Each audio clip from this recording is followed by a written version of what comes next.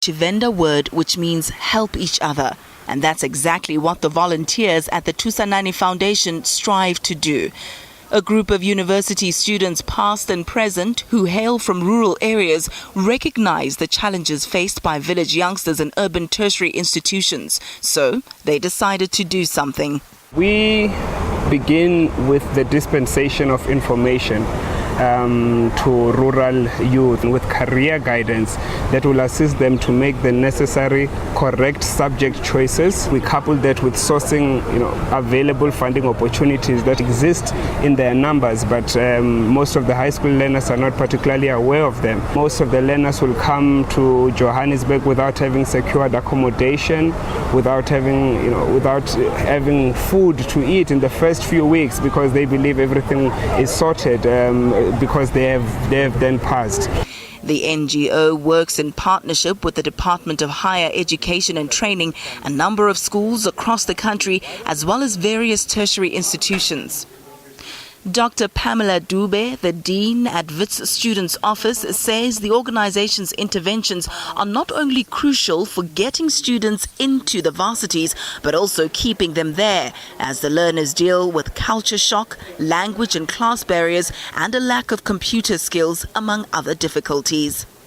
It can be daunting to come to a university setup, and on top of that, a university which is within an urban area. And so they do tend to feel inadequate. They might come with very good passes, but the confidence might be lacking. These Thusanani beneficiaries couldn't be more grateful. Thusanani Foundation gave us study guides in order to pass those subjects very well. And I finally passed them very well. That's why I'm here today doing civil engineering at the University of Johannesburg. When I came here at VETS, Gauteng in particular, I didn't know where VETS was, and I just took a bus. I did not have any place to stay.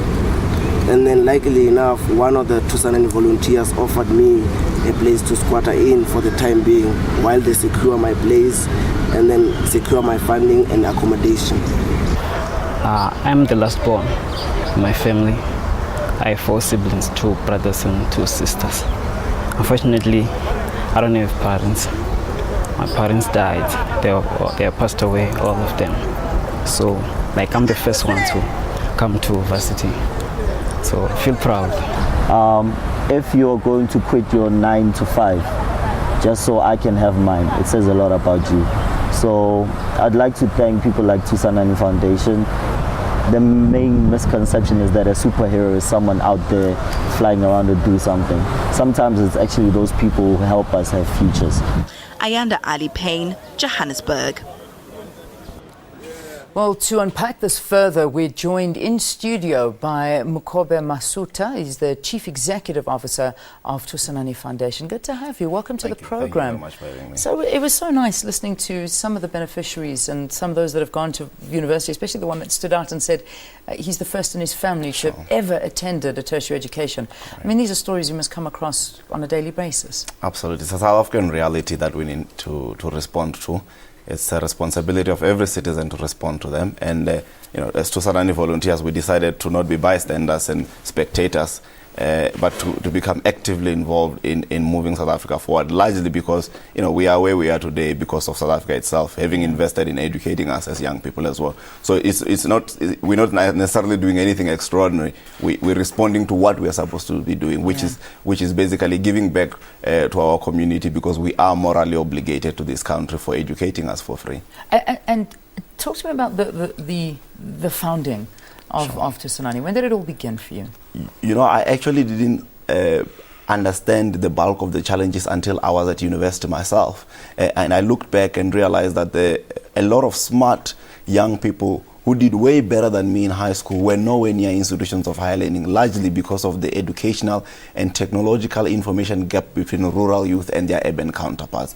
A lot of them did way better than me. But when I was at university, the privileged and lucky few who were able to access university or any other institution of higher learning were dropping out in numbers, just before they complete their studies. So we felt that we needed to respond to the high dropout rate of underprivileged young people from as early as grade 9, but most importantly, be able to shape how they select their criteria and prepare them properly for institutions of higher learning and technical and vocational education and training, colleges that are just as critical, to be more precise. Well, the good thing is that you're not just helping the youth further their studies, but you're channeling them into scarce skills industries as well. Absolutely. Tell me about this.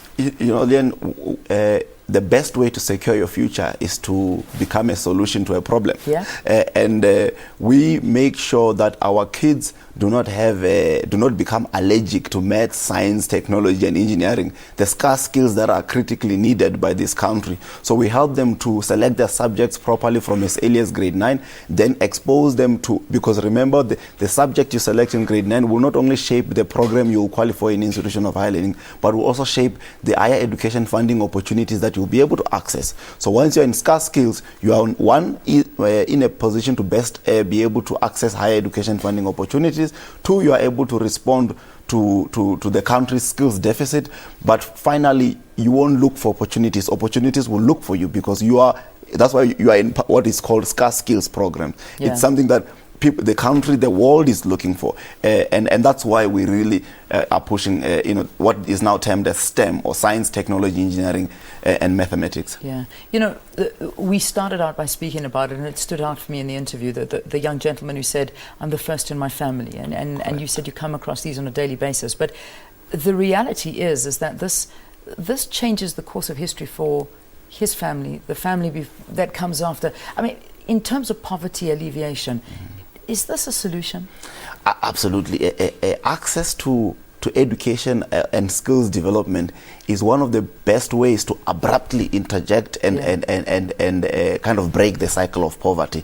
It is proven, the bulk of the unemployed, the bulk of those who are economically inactive are actually without Matric or any form of skills development. And South Africa has a legacy of sections of society which were deliberately stopped from having access to these skills. And now it's the time to make sure that before we think of our Vision 2060, we must put the necessary ingredients, and that is making sure that the bulk of our young people are skilled in the right programs for them to be able to respond to our developmental agenda as a country.